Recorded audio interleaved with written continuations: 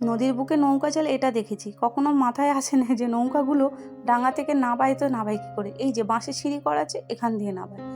তো নমস্কার বন্ধুরা, মনুর ফ্যামিলি ব্লগের নতুন আরও একটা ভিডিওতে সকলকে জানাই স্বাগত। যে যেখানে আছো আশা করি সকলে খুব ভালো আছো, সুস্থ আছো, আমরা ভালো আছি।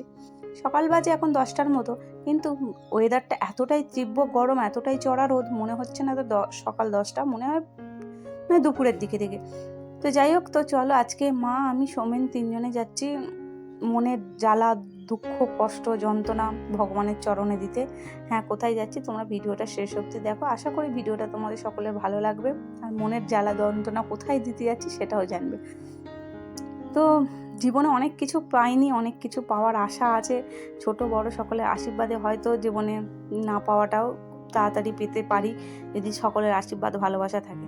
তো যাই হোক, এই জায়গাটায় এলে আমার যেন মনে হয় জীবনের সব কষ্ট দুঃখ যন্ত্রণা এখানেই যেন ভাসিয়ে দিয়ে চলে যায়, তাই না? কত সুন্দর লাগছে একটা শান্ত নদীর বুকে দাঁড়িয়ে, ঠিক স্রোতের মতো যেন কে কোথায় চলে যাচ্ছে নিজেরাও জানি না, তাই না? নদী যেমন তার নিজের গতিতে চলে যাচ্ছে, মানুষও তার জীবনের গতি চলেছে।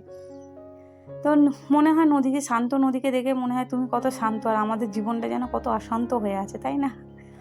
তো অনেক কথাই বলে ফেললাম, হয়তো কি বললাম না বললাম নিজেরও মাথা মুন্ডু ঠিক থাকে না। মাঝে মাঝে অনেক কষ্ট নিয়ে যন্ত্রণা নিয়ে জীবনের সাথে লড়াই করে চলেছি, প্রতিটা মুহূর্ত প্রতিটা সেকেন্ডে নিজেকে সবসময় মনে হয় খুব অপরাধী।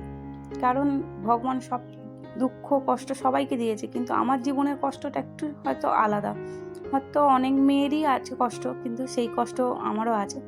তো যাই হোক, তো সেই কষ্ট নিয়েই আজকে এসেছি বাবা মহাপ্রভুর চরণে। তো মা নিয়ে এসেছে এই মন্দিরে, কারণ একটা ভিডিওতে তোমাদেরকে বলেছিলাম যে জীবনে সব কষ্ট সুখ পেয়েছি, কিন্তু মা হওয়ার সুখটা এখনও ভগবান আমাকে দেয়নি। তো মা হওয়ার যন্ত্রণা, এই না হওয়ার যন্ত্রণা যে কি একমাত্র যার হচ্ছে না সে জানে।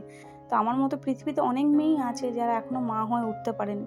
তো ভগবানকে শুধু এটাই বলি যে ভগবান, তুমি মানব জন্ম দিয়ে যখন পৃথিবীতে পাঠিয়েছো, এই কৃপাটা করো যাতে এই কৃপা তোমার সকল মেয়েরা পায়, যে তারা যেন মা ডাক শুনতে পায়। তো সেই কৃপা নিয়ে আমিও এসেছি, যেন আমারও কৃপা তুমি দাও।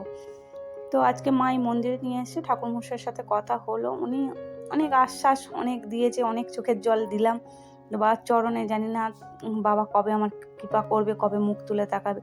তাই ছোট বড় যে যেখান থেকে ভিডিওটা দেখছো, শুধু একটাই কথা, আমাকে আশীর্বাদ করো যেন আমি এই যন্ত্রণা থেকে মুক্তি পেতে পারি। ভগবানের কাছে আমি একটাই জানলা, জীবনের শ্রেষ্ঠ চাওয়া যে আমি যেন মা হওয়ার ডাক শুনতে পাই খুব তাড়াতাড়ি।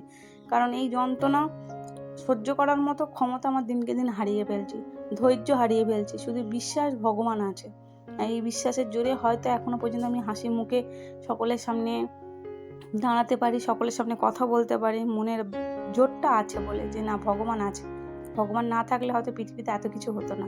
যে ভগবানের আশ্বাস, ভগবানের প্রতি বিশ্বাস ভরসা রেখেই আমি আরও এক ভগবানের চরণে এসেছি, যে গোপাল যেন আমার তাড়াতাড়ি আমার জীবনে আসে। তো চলো, আমার মতো যাদের কপালেও পোড়া তাদের জন্য কৃপা করি, ভগবান যেন তাদেরকেও এই কৃপা করে, যে তারাও যেন তাদের মতো সুস্থ সন্তানের জন্ম দিয়ে পৃথিবীর বুকে মা ডাক শুনতে পায়, যেমন আমিও পাই তেমন পাই। তার এসে না ভীষণই সুন্দর ভালো লাগছে মন্দিরের চারিপাশটা। তো খুব সুন্দর একটা প্রকৃতির সুন্দর একটা মনোরম পরিবেশ। তোমাদের কেমন লাগছে আজকের ভিডিওটা অবশ্যই বলো।